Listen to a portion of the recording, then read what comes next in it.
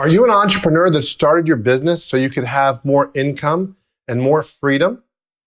And have you yet reached those objectives? Or are you simply considering that that's something you'd like to do in the future?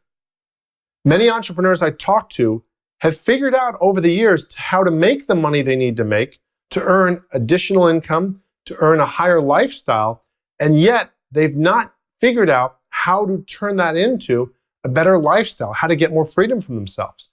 Very often they're caught in that trap of, I'm the small business owner, the business becomes more successful, I make more money, I get more clients, people count on me more, my life becomes crazy. And I really can't let go of clients. If I have too little clients, I don't have enough money. If I have too many clients, I'm too busy.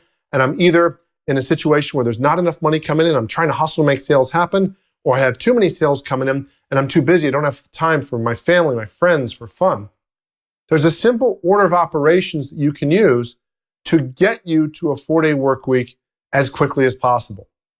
Now, you might remember in math, we had that order of operations, please excuse my dear Aunt Sally, parentheses, exponents, multiplication, division, addition, subtraction. There you go. Well, there's an order of operations of how you can do things best with this. And this is really a summary of the key to how you can make more money in less time. The first thing is to subtract everything you can eliminate from your schedule. Now, a lot of people have a hard time with this because they'll say, well, wait, I'm already doing everything I need to do. I don't do anything that's making me no money. Really?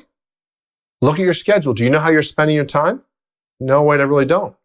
Do you know how many hours you invest in each of the different streams of income you have? I don't know, wait, I don't know if I have streams of income. Give you an example.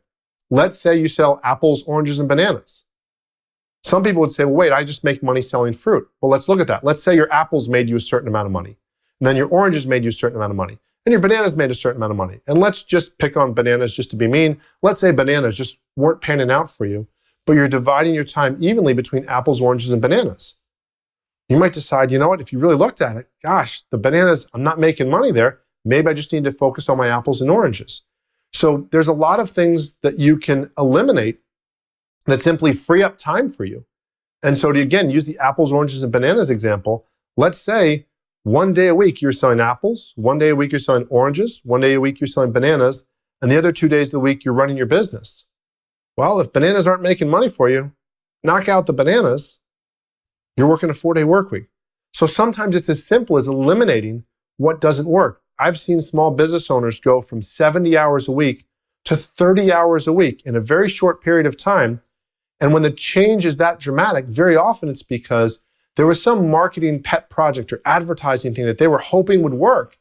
And they were so optimistic, they were so convinced that the marketing gods were going to give them results. And the entrepreneurial gods were going to look down upon them favorably and say, yes, you're a good boy, you're a good girl, you've spent money, we shall give you abundance. It doesn't work that way.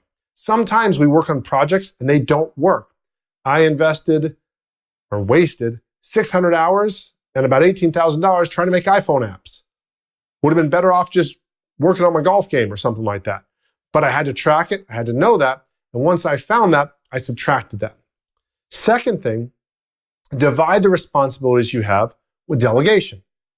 There are certain tasks you have that are low-dollar tasks, $10 an hour tasks, $15 an hour tasks. If you're making $30 an hour average, so to put that into context, if you work 2,000 hours in a year, that's 40 hours a week times 50 weeks. And if you're making $60,000 in US dollars, or any dollars for that matter, then you're making $30 per hour. If that's your take home. Well, then any work that you have that's $10 hour work, you should be delegating that to somebody else. Finding somebody who can do that to you or for you if that's something that can be delegated. So delegate as much as possible responsibly. There are certain things that don't seem to make you money, that your name's on the door or you're the boss and you have to do them, but there's many things you can let go of if you're focused. Third, multiply your focus and your results by focusing on fewer tasks. Again, the apples, oranges, and bananas example, if bananas aren't cutting it, just focus on your apples and oranges. Most people have only 2 or 3 things that they do that really make them money. Athletes are very clear about this. Performers are clear about this. If I'm a singer, I really make money when I'm on stage singing. I don't make money in the time I'm practicing. Now, I have to practice, but I don't make money if I'm setting up the stage, perhaps. I don't make money if I'm doing these different things. I might save money by setting up the stage, but maybe if I'm getting paid a higher amount for my singing gig, maybe I need to pay somebody else to set up the stage for me so I can have more singing gigs and I can have more energy. Whatever it might be, there are usually higher dollar and higher impact tasks you can be doing and lower dollar, lower impact tasks. Most of the time, the higher dollar, higher impact things are more challenging, they're more fun, they're more engaging, and they're a better way for us to invest our time. And last, add focus, not additional tasks. Very often when people free up time, the first thing they think is, oh my God, I've subtracted something, Wade, on step one. I got to add something back. Not necessarily. What if you're overworked?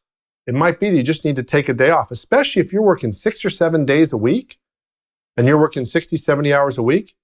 It might be as simple as stop working Saturday and Sunday, subtract 20 hours of work, and add rest and come back focused.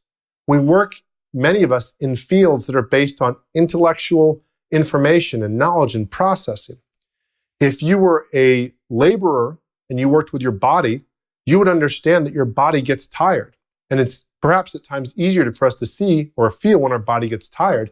And you'd know, okay, I just can't work right now. Or if you got an injury, it'd be easier to see. You might be limping because you hurt your leg. But when our brain's off focus, it's not as easy for us to detect. We as a species kind of haven't figured that out yet. So very often, adding focus can be as simple as having less tasks so that when you do a task, you really focus in on that. You don't do your email at that time. You don't do something else. You focus in on whatever that task is. And you do just that for a small period of time. Usually it's best when you do things like that first thing in the day, when you have your most energy, most focus, and you can always get to your reactive things, your email and other things like that later. So subtract, divide, multiply, add. The simplest way to get you started in moving towards a more productive business, whether you're an employee or an employer. Some of these things maybe you can't do. You might say, wait, as an employee, I can't subtract everything, but what about the things you do that are not productive? You might say to your boss, hey boss, I'm doing these things, they're not getting us anywhere. Can I stop doing those? And can I start get some of this stuff to the new guy or the new gal who cost you less per hour than I do so that I can get better results and have more focus? So this is not just an entrepreneur thing. This is about being more productive and getting better results. Hope you found that helpful. If you're looking to create your plan to create a 4-day work week, whether you're an entrepreneur, a business owner, an employee, at some point you're going to have to decide and map out what's it going to look like. Best place I know to start is with a 4-day game plan. Go to 4daygameplan.com and you can get the training videos and the tools to help you set this up for free. If you have any questions on this, let me know. As always, I look forward to helping you make more money in less time, doing what you do best. Thank you.